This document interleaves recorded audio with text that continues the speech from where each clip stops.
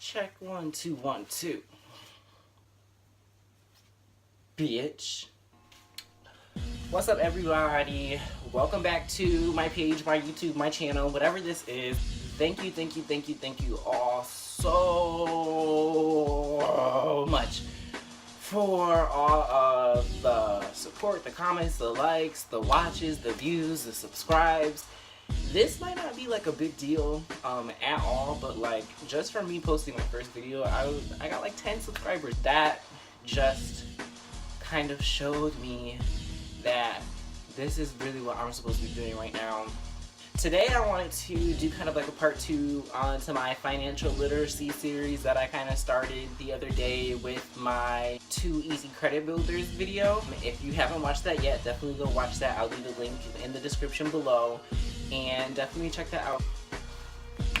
Now that y'all got y'all credit in check, and you got yourself a car, and you got yourself a credit card, you know, you need to have a decent budget and a savings account. I'm going to be talking about how I really kind of got my budget down pat. I kind of just wanted to share these tips with you guys, and maybe you guys can implement this into your own lives.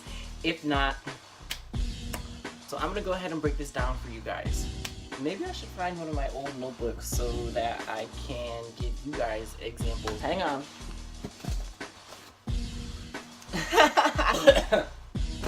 So I'm a really big like notebooker. If you can't tell, I like to take notes. I like to write my life down. So that's not it. It really helps. Like writing in a journal, writing in a notebook has really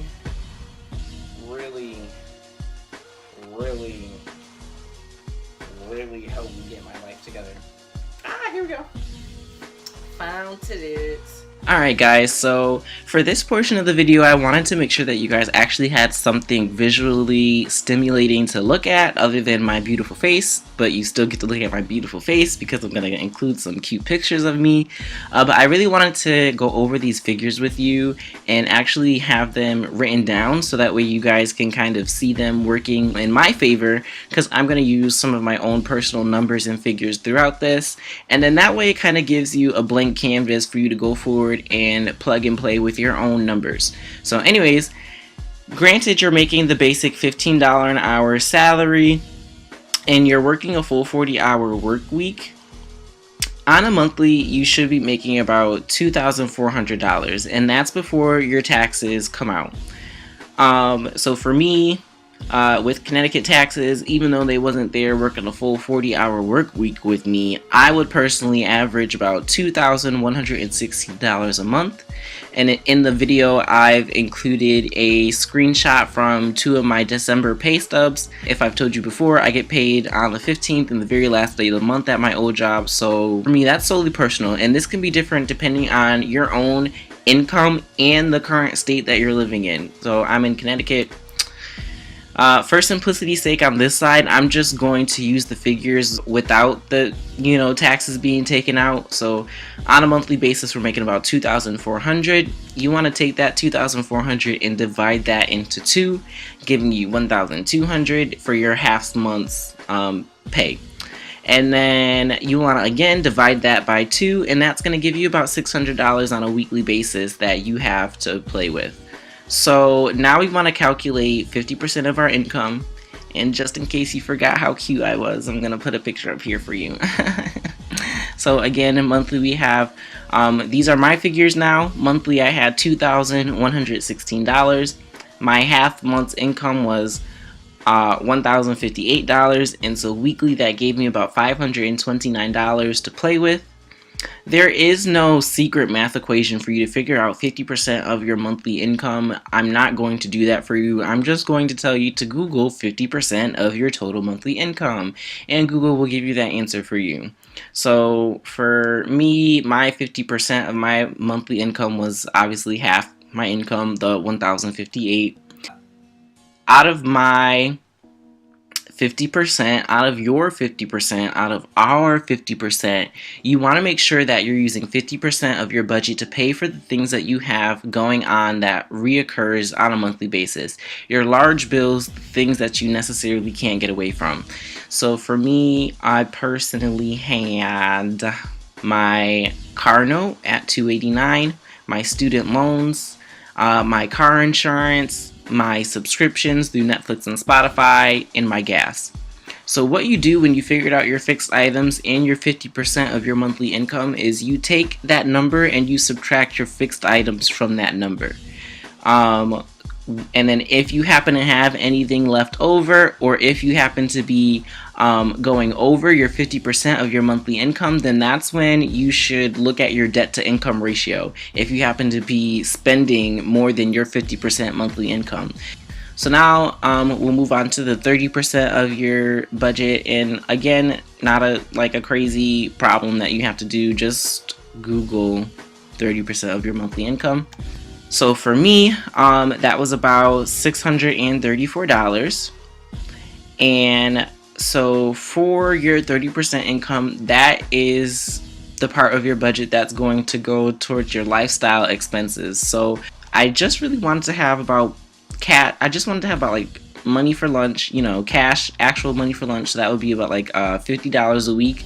Grand totaling out to $200 a month, and then I would just have like leftover spending money, pocket change, about $334 in that month that I can spend, and then you can kind of divvy that up based on what you have going on with your bills and stuff for that week. Because I only wanted to spend about $334 of that money, I still had about like $99 left over out of this $634.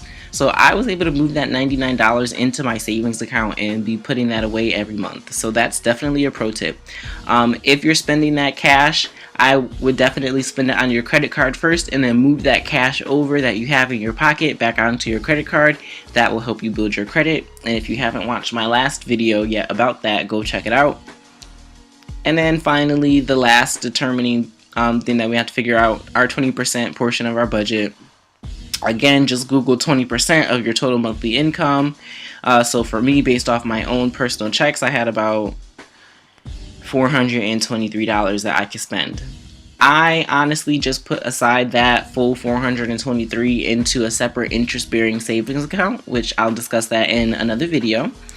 But to give you guys an example, I kind of divvied this up. So if you want to kind of buy a new car, you could put you could put money aside for your 20% down payment. That's $200. You could put aside $100 out of that $423 for emergencies, and then $123 for future investments. And it's up to you based off of whatever you have going on, but that's just like a little example that I can give you. And then for this final slide, I'm going to show you how I divided my 50-20-30 budget up into my weeks. So if I would have $600 to spend for that week, I would take from that $600 every week, and then I would go and pay all my bills and stuff. So this is from my calendar. You can see here my week 1 started on August 31st. You see that I have my car note that I'm paying out of my $529 that I have, my gas, my grocery, my subscriptions, and then my cash. My week 2 out of my budget, I didn't have any major bills to pay this week, so I just bought groceries, gas, I put money into my savings, I put money aside into a PayPal account, so that way I just didn't have like money all in one spot, and then I had cash. And you can see that I put that cash on my Capital One card, because most likely I spent it on my credit card first. Week 3, you'll see no major bills, so gas, grocery, saving again, cash left over. Week 4, gas, grocery, student loans, and insurance, and then I would have $96 in cash that's left over.